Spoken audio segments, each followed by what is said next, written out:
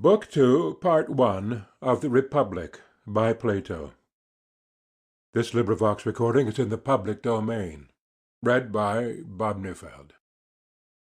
With these words I was thinking that I had made an end to the discussion, but the end, in truth, proved only to be a beginning. For Glaucon, who is always the most pugnacious of men, was dissatisfied at Thrasymachus's retirement. He wanted to have the battle out. So he said to me, "Socrates, do you wish really to persuade us, or only to seem to have persuaded us, that to be just is always better than to be unjust?" "I should wish really to persuade you," I replied, "if I could." "Then you certainly have not succeeded. Let me ask you now, how would you arrange goods? Are there not some which we welcome for their own sakes, and independently of their consequences? As, for example, harmless pleasures and enjoyments, which delight us at the time, although nothing follows from them." "I agree in thinking there is such a class," I replied. "Is there not also a second class of goods, such as knowledge, sight, or health, which are desirable not only in themselves, but also for their results?" "Certainly," I said. "And would you not recognize a third class, such as gymnastic, and the care of the sick, and the physician's art? Also the various ways of money-making. These do us good, but we regard them as disagreeable, and no one would choose them for their own sakes, but only for the sake of some reward or result which flows from them." "There is," I said, "this third class also. But why do you ask?"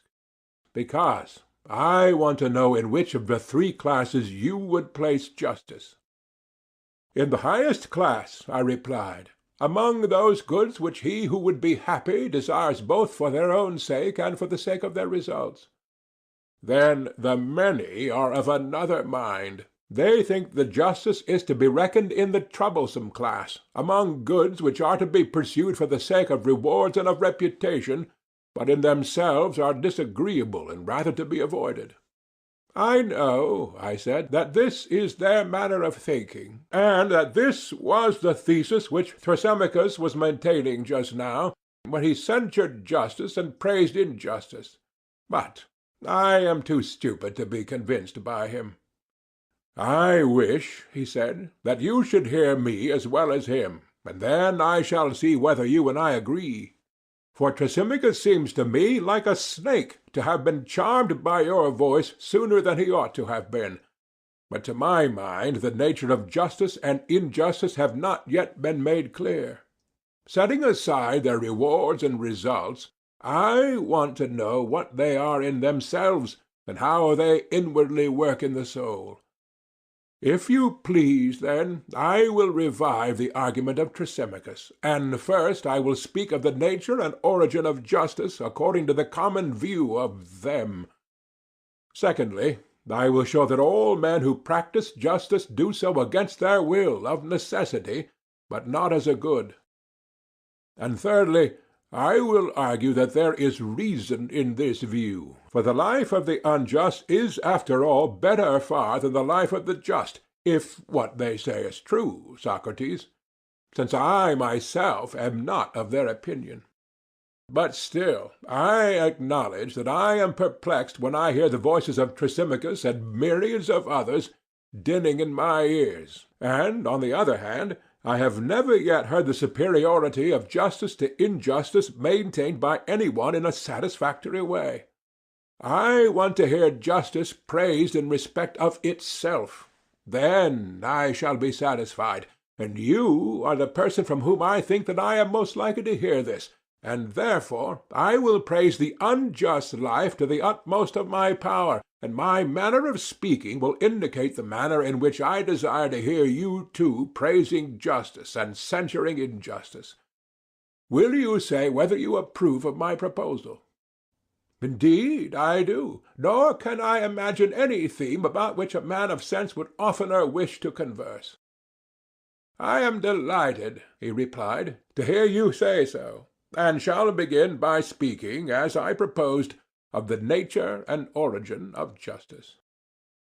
They say that to do injustice is by nature good, to suffer injustice evil, but that the evil is greater than the good.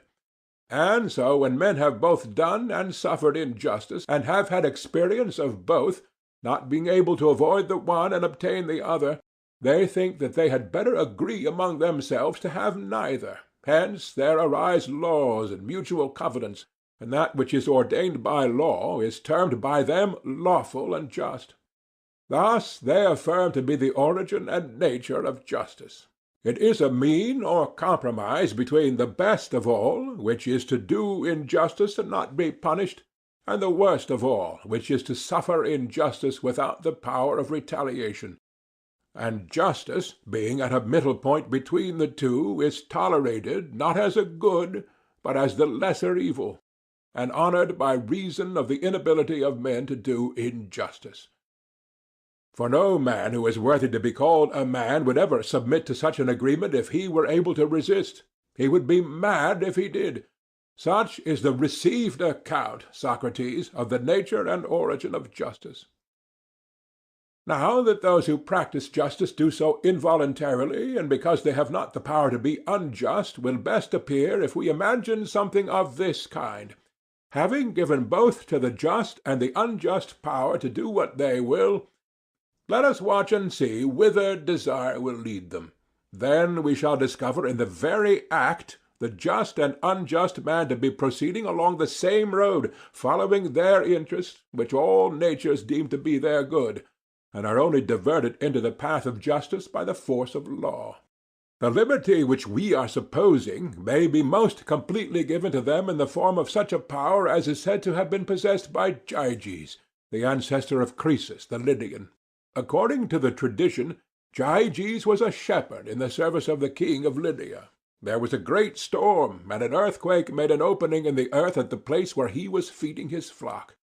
Amazed at the sight, he descended into the opening, where, among other marvels, he beheld a hollow brazen horse, having doors, at which he, stooping and looking in, saw a dead body of stature, as appeared to him, more than human, and having nothing on but a gold ring. This he took from the finger of the dead, and reascended.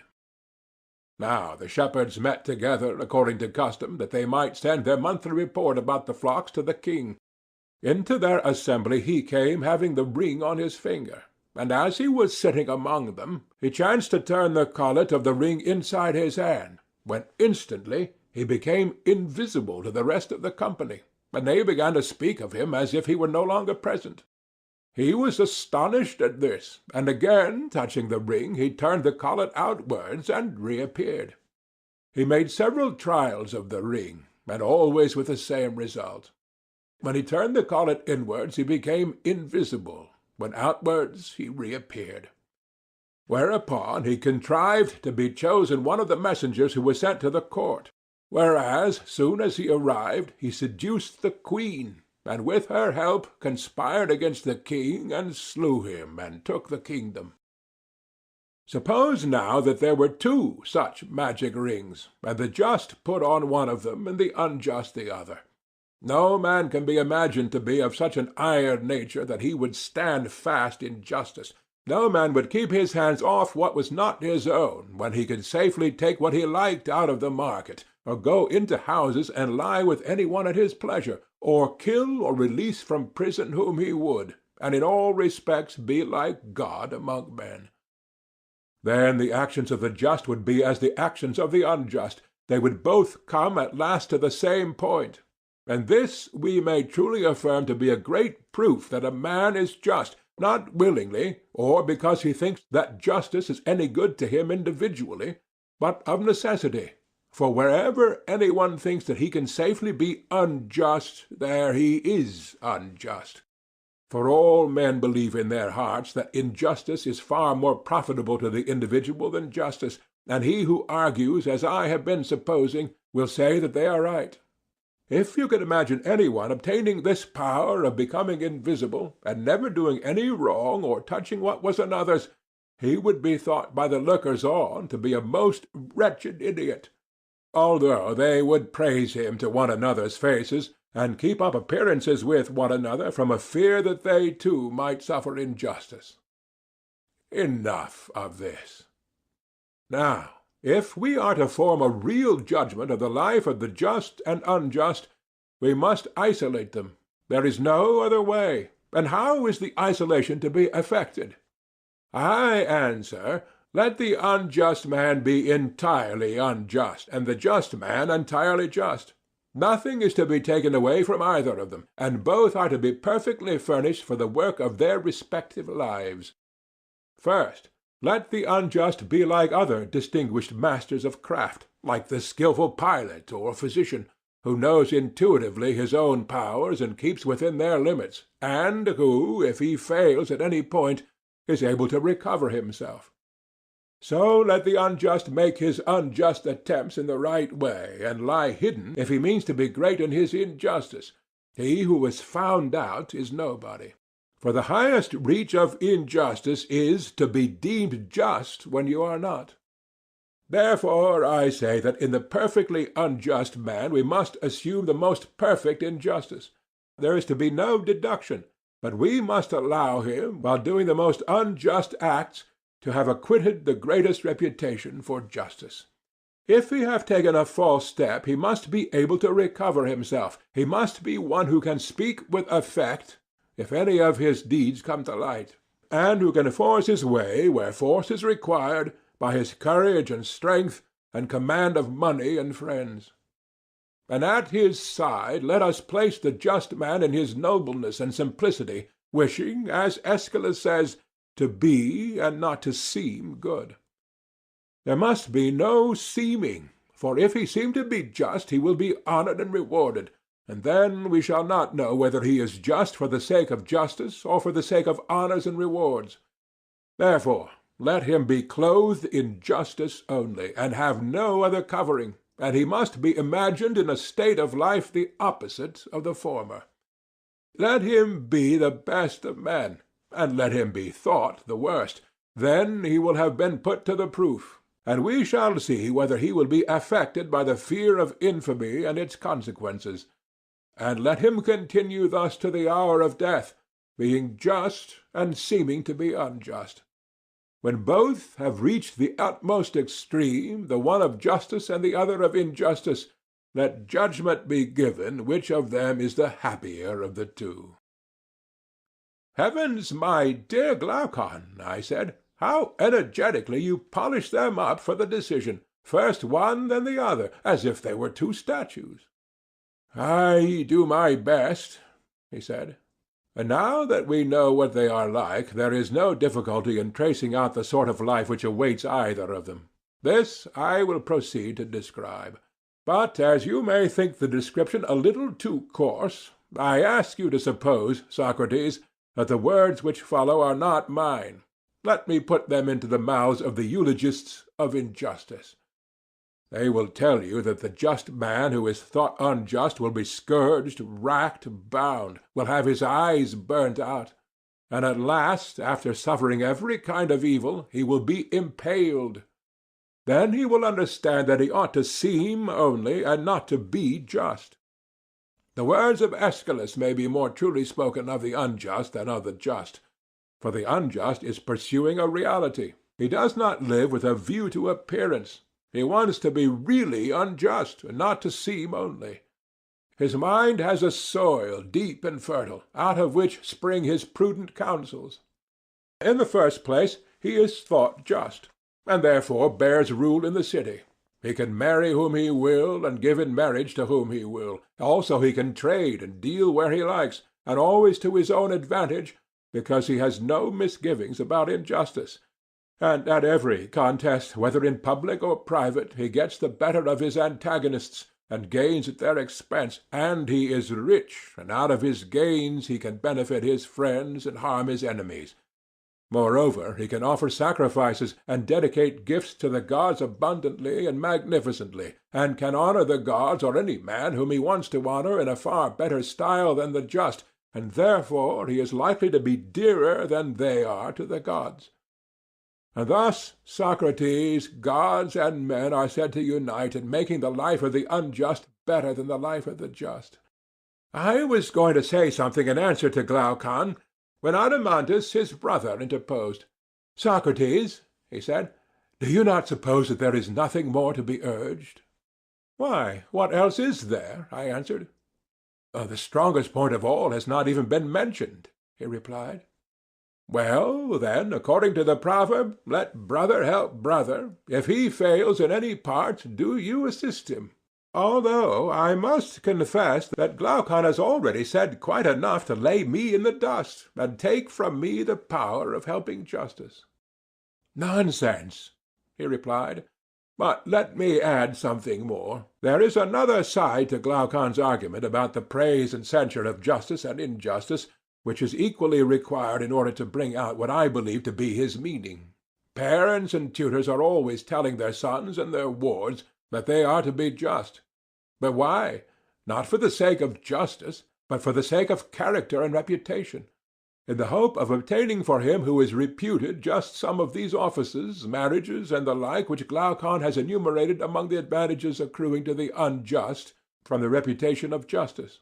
More, however, is made of appearances by this class of persons than by the others, for they throw in the good opinion of the gods, and will tell you of a shower of benefits which the heavens, as they say, rain upon the pious. And this accords with the testimony of the noble Hesiod and Homer, the first of whom says that the gods make the oaks of the just to bear acorns at their summit and bees in the middle, and the sheep are bowed down with the weight of their fleeces, and many other blessings of a like kind are provided for them. And Homer has a very similar strain, for he speaks of one whose fame is as the fame of some blameless king who, like a god, maintains justice, to whom the black earth brings forth wheat and barley, whose trees are bowed with fruit, and his sheep never fail to bear, and the sea gives him fish. Still grander are the gifts of heaven which Musaeus and his son vouchsafe to the just. They take them down into the world below, where they have the saints lying on couches at a feast, everlastingly drunk, crowned with garlands. Their idea seems to be that an immortality of drunkenness is the highest meed of virtue. Some extend their rewards yet further. The posterity, as they say, of the faithful and just shall survive to the third and fourth generation. This is the style in which they praise justice. But about the wicked there is another strain. They bury them in a slough at Hades, and make them carry water in a sieve. Also, while they are yet living, they bring them to infamy, and inflict upon them the punishments which Glaucon described as the portion of the just who are reputed to be unjust. Nothing else does their invention supply. Such is the manner of praising the one and censuring the other. Once more, Socrates, I will ask you to consider another way of speaking about justice and injustice, which is not confined to the poets, but is found in prose writers. The universal voice of mankind is always declaring that justice and virtue are honorable, but grievous and toilsome, and that the pleasures of vice and injustice are easy of attainment, and are only censured by law and opinion. They say also that honesty is for the most part less profitable than dishonesty, and they are quite ready to call wicked men happy, and to honor them both in public and private when they are rich or in any other way influential, while they despise and overlook those who may be weak and poor, even though acknowledging them to be better than the others. But most extraordinary of all is their mode of speaking about virtue and the gods. They say that the gods apportion calamity and misery to many good men, and good and happiness to the wicked. The mendicant prophets go to rich men's doors and persuade them that they have a power committed to them by the gods, of making an atonement for man's own or his ancestors' sins by sacrifices or charms, with rejoicings and feasts. And they promise to harm an enemy, whether just or unjust, at a small cost, with magic arts and incantations binding heaven, as they say, to execute their will. And the poets are the authorities to whom they appeal, now smoothing the path of vice with the words of Hesiod. Vice may be had in abundance without trouble. The way is smooth, and her dwelling-place is near. But before virtue the gods have set toil, and a tedious and uphill road. Then, citing Homer as a witness that the gods may be influenced by men, for he also says, "The gods too may be turned from their purpose, and men pray to them and avert their wrath by sacrifices and soothing entreaties, and by libations and the odour of fat, when they have sinned and transgressed." And they produce a host of books written by Musaeus and Orpheus, who were children of the moon and the muses, that is what they say, according to which they perform their ritual, and persuade not only individuals, but whole cities, that expiations and atonements for sin may be made by sacrifices and amusements which fill a vacant hour, and are equally at the service of the living and the dead. The latter sort they call mysteries, and they redeem us from the pains of hell. But if we neglect them, no one knows what awaits us. He proceeded, and now, when the young hear all this said about virtue and vice, and the way in which gods and men regard them, how are their minds likely to be affected, my dear Socrates? Those of them, I mean, who are quick-witted, and, like bees on the wing, light on every flower, and from all that they hear are prone to draw conclusions as to what manner of persons they should be, and in what way they should walk, if they would make the best of life.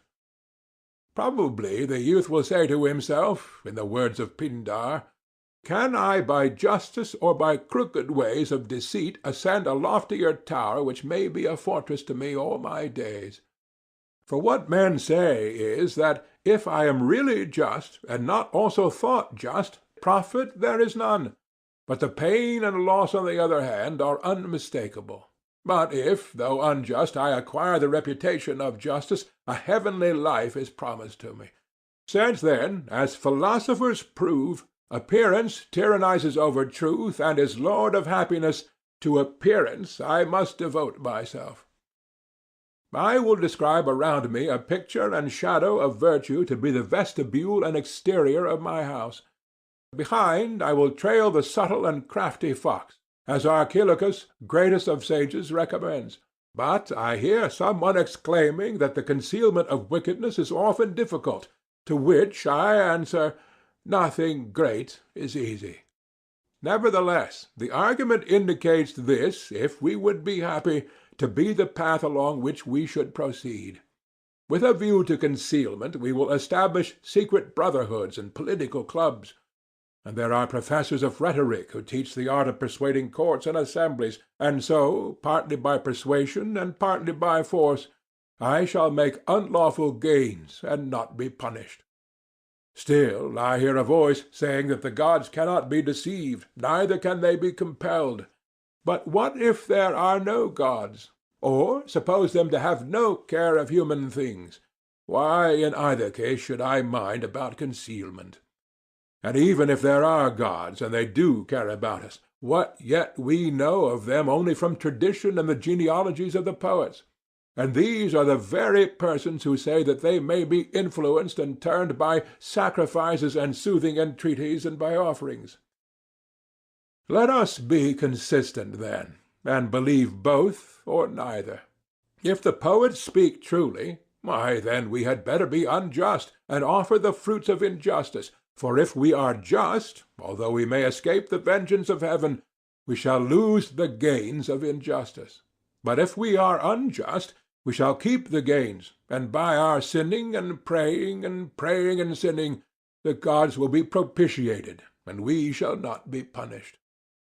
But there is a world below in which either we or our posterity will suffer for unjust deeds. Yes, my friend, will be the reflection. But there are mysteries and atoning deities, and these have great power. This is what mighty cities declare, and the children of the gods, who were their poets and prophets, bear a like testimony.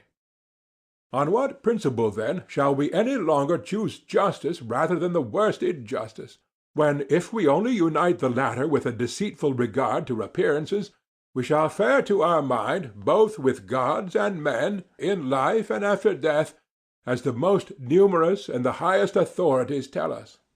Knowing all this, Socrates, how can a man who has any superiority of mind or person or rank or wealth be willing to honor justice, or indeed to refrain from laughing when he hears justice praised?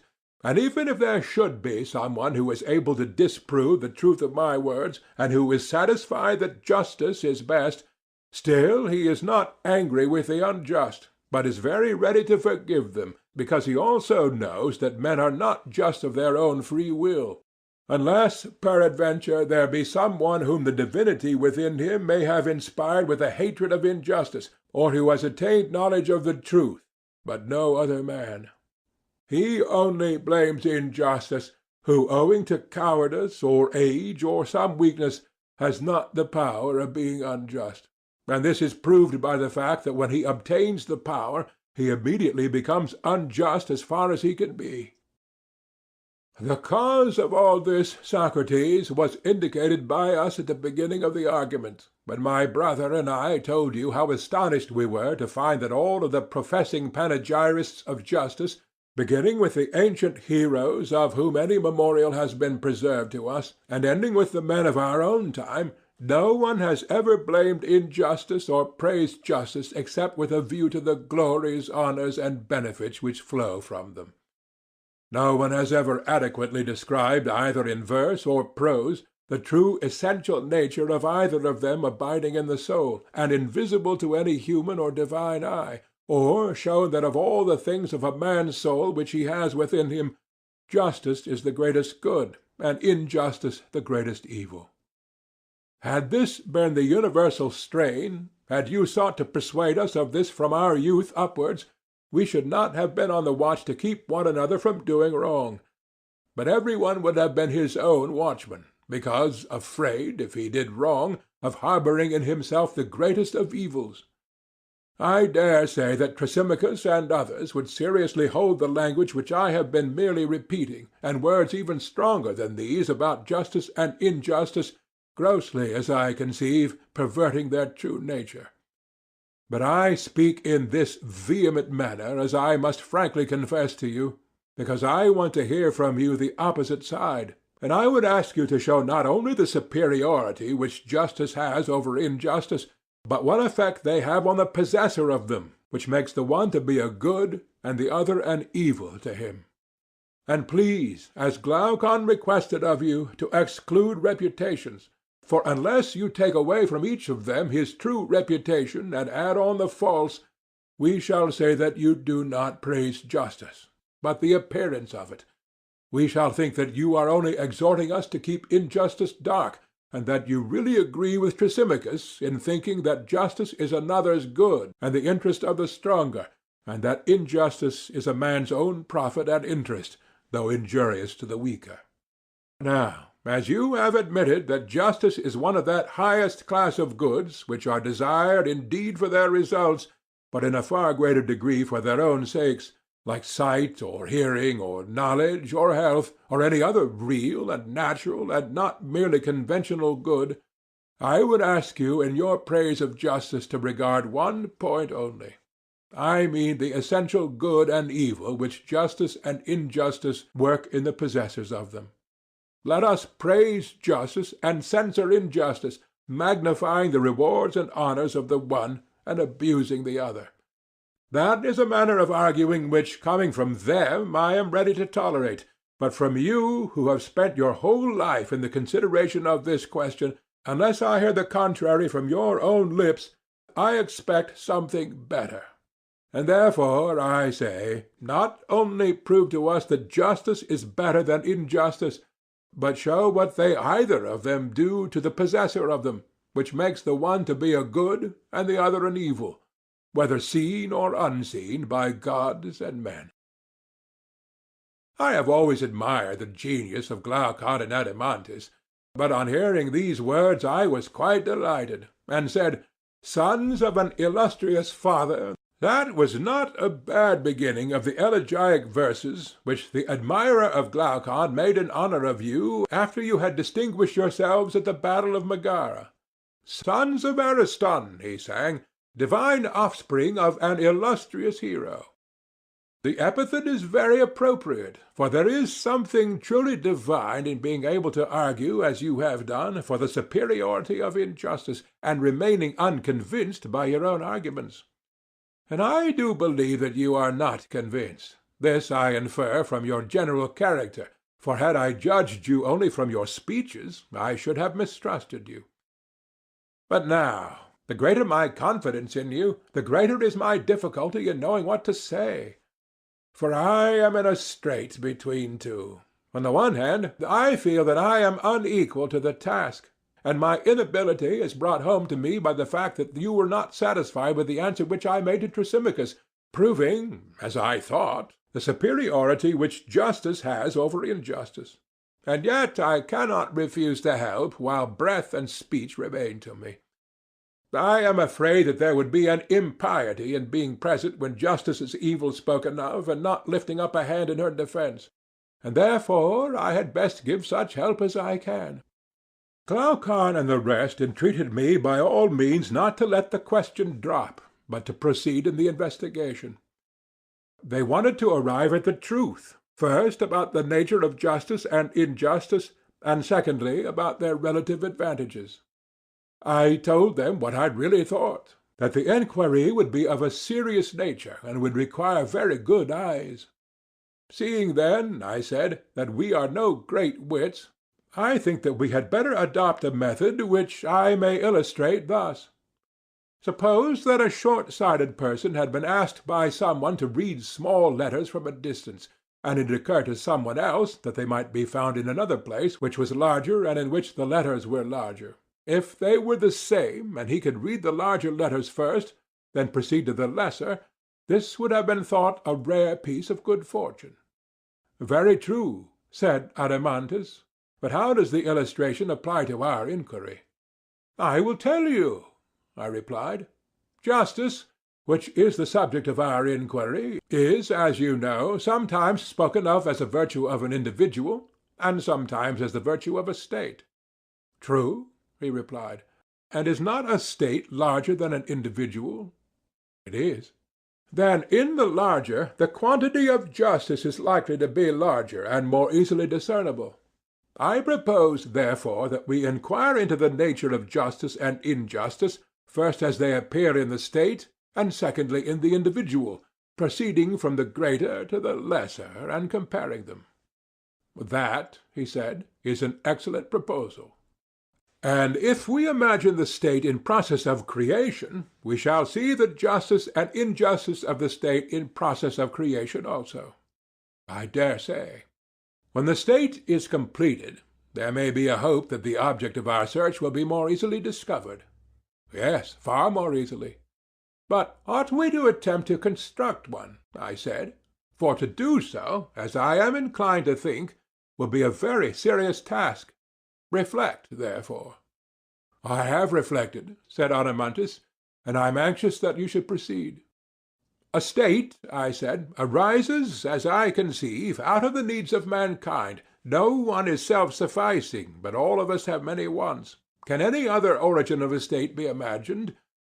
There can be no other. Then, as we have many wants, and many persons are needed to supply them, one takes a helper for one purpose and another for another. And when these partners and helpers are gathered together in one habitation, the body of inhabitants is termed a state. True, he said.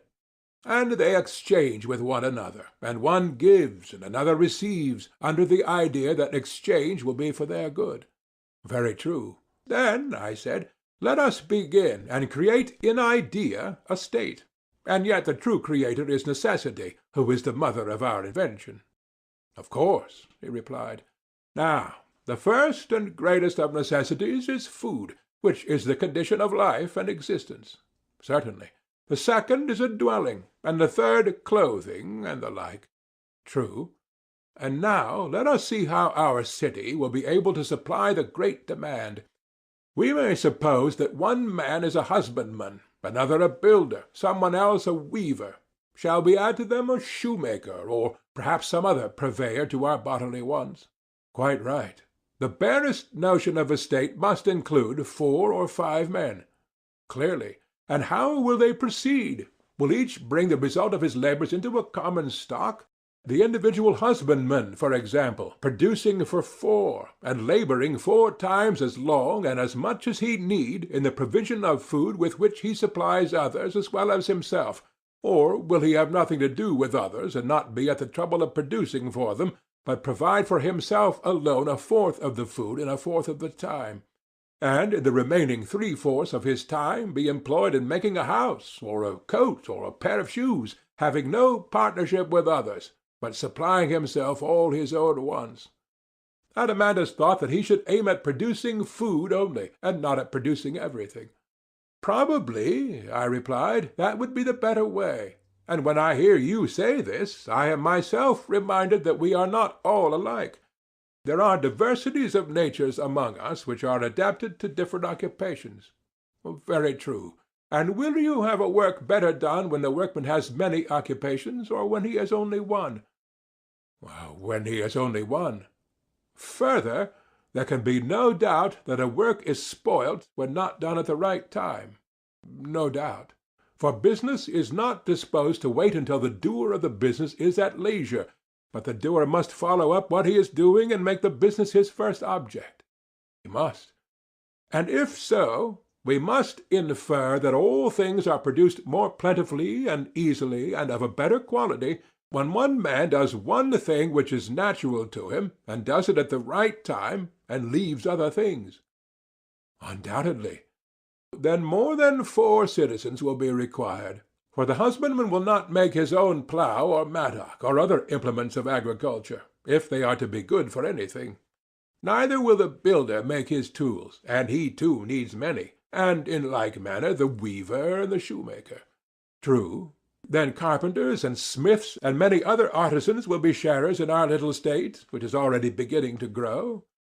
True. Yet even if we add neatherds, shepherds, and other herdsmen, in order that our husbandmen may have oxen to plough with, and builders as well as husbandmen may have draught cattle, and curriers and weavers fleeces and hides, still our state will not be very large. That is true. Yet neither will it be a very small state which contains all these. Then again there is the situation of the city. To find a place where nothing need be imported is well nigh impossible. Impossible. Then there must be another class of citizens who will bring the required supply from another city. There must. But if the trader goes empty-handed, having nothing which they require who would supply his need, he will come back empty-handed. That is certain. And therefore what they produce at home must not be only enough for themselves, but such both in quantity and quality as to accommodate those from whom their wants are supplied. Very true. Then more husbandmen and more artisans will be required. They will. Not to mention the importers and exporters, who are called merchants. Yes. Then we shall want merchants. We shall. And if merchandise is to be carried over the sea, skilful sailors will also be needed, and in considerable numbers. Yes, in considerable numbers. Then, again, within the city, how will they exchange their productions? To secure such an exchange was, as you will remember, one of our principal objects when we formed them into a society and constituted a state. Clearly they will buy and sell. Then they will need a market-place, and a money-token for purposes of exchange. Certainly. Suppose now that a husbandman or an artisan brings some production to market, and he comes at a time when there is no one to exchange with him. Is he to leave his calling and sit idle in the market-place? Not at all. He will find people there who, seeing the want, undertake the office of salesmen. In well-ordered states, they are commonly those who are the weakest in bodily strength, and therefore of little use for any other purpose. Their duty is to be in the market, and to give money in exchange for goods to those who desire to sell, and to take money from those who desire to buy. This want, then, creates a class of retail traders in our state. Is not retailer the term which is applied to those who sit in the market-place engaged in buying and selling, while those who wander from one city to another are called merchants? Yes, he said. And there is another class of servants who are intellectually hardly on the level of companionship. Still they have plenty of bodily strength for labor, which accordingly they sell, and are called, if I do not mistake, hirelings, hire being the name which is given to the price of their labor. True. Then hirelings will help to make up our population? Yes. And now, Adeimantus, is our state matured and perfected? I think so. Where, then, is justice, and where is injustice, and in what part of the state did they spring up? Probably in the dealings of these citizens with one another. I cannot imagine that they are more likely to be found anywhere else. I dare say that you are right in your suggestion, I said. We had better think the matter out, and not shrink from the enquiry. End of Book 2, Part 1.